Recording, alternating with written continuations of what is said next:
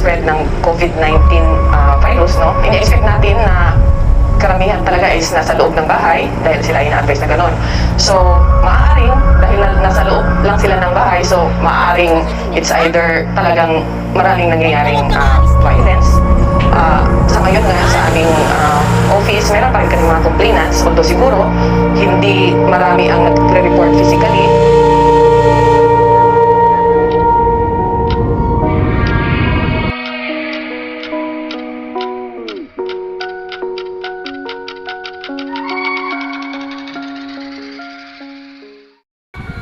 With 90 countries in lockdown, 4 billion people are now sheltering at home from the global contagion of COVID-19. It's a protective measure, but it brings another deadly danger. We are witnessing the rise of a shadow pandemic of violence against women, children, and the elderly. Domestic violence is becoming a deadly threat in the shadows. Stress, loss of income, and social isolation can all increase the risk of violence for women, children, and elderly. Learn about the domestic violence and how you can protect yourself and your family. The pandemic not only posed health and economic issues, but it also heightened domestic tensions, which is likely to have resulted in an increase in domestic violence. The Commission on Population and Development, or Popcom, recently renewed its call for the protection of Filipino women after a recent social weather station survey revealed that 1 out of every 4 Filipinos adults nationwide, or 25%, cited violent acts against women as one of the most pressing concerns of women during the pandemic. In Manila, the proportion was higher, 29% or 13% physical, 7% sexual, and 9% emotional. It was 28% throughout the rest of Luzon, with 13% physical, 7% sexual, and 8% emotional. In Mindanao, 24% of respondents offered similar responses, with 11% physical violence, 5% sexual violence, and 8% emotional violence. In the Visayas, it was 22% with 6% physical, 11% sexual, and 5% emotional.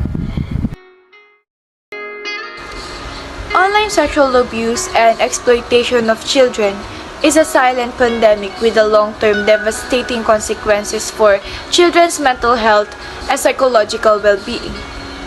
According to the Department of Justice DOJ, cases of OSAEC or online sexual abuse and exploitation of children in the Philippines surged by 264.6% or 202,605 more reports during the installation of enhanced community quarantine from March to May 2020.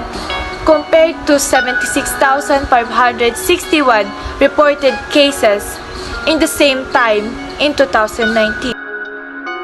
With the country dealing with the COVID-19 pandemic, the number of incidents of violence, abuse, and neglect towards elderly people has increased. Commissioner Karen S. Gomez-Dumpit, Focal Commissioner on Aging and the Human Rights of Older People, said that local authorities are still unaware of the actual situation of elderly people within homes, institutions, and communities.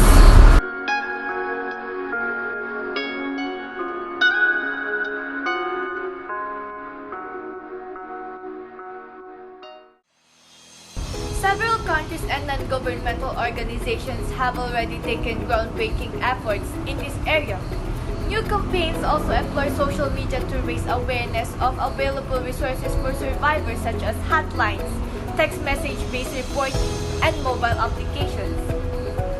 Moving forward, it is critical that nations support the development of alternative reporting mechanisms, expand shelter options, strengthen the capacity of the security and justice sectors, maintain vital sexual and reproductive health services where domestic and sexual violence victims are often identified and supported, finance economic security measures for workers, especially those serving on the front lines of the pandemic or in the formal economy, and other groups disproportionately affected by the pandemic, such as migrant, refugee, homeless, and collect comprehensive data on the gendered impact of COVID-19.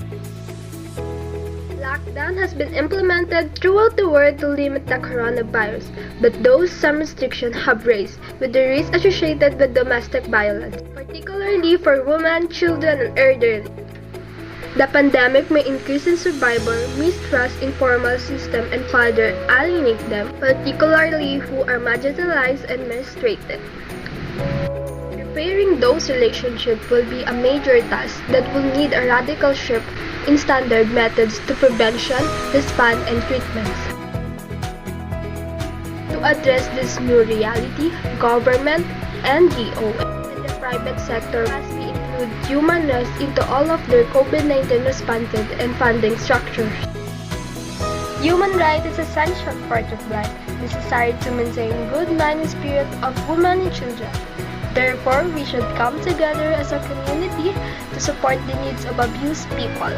As a responsible advocate, it is our job to raise awareness, be a voice, take action in order to reduce the domestic violence here in the Philippines.